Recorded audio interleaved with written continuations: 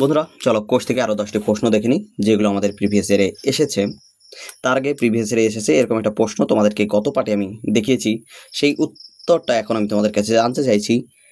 কোন কোষ অঙ্গাণুতে ডিএনএ এবং রাইবোজোম থাকে সেটা অবশ্যই কমেন্টে জানাবে।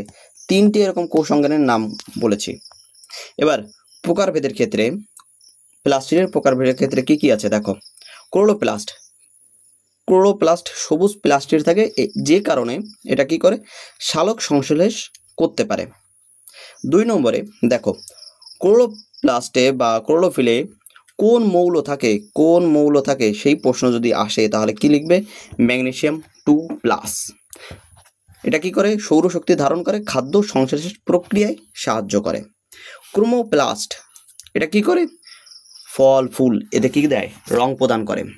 টমেটোর এই প্রশ্নটা কতবার এসেছে দেখো। টমেটোর লাল রং কে দেয়? লাইকোপিন এর কারণে টমেটোর লাল রং হয়। এবার লঙ্কার লাল রং কি কারণে হয়? ক্যাপসান্থিন।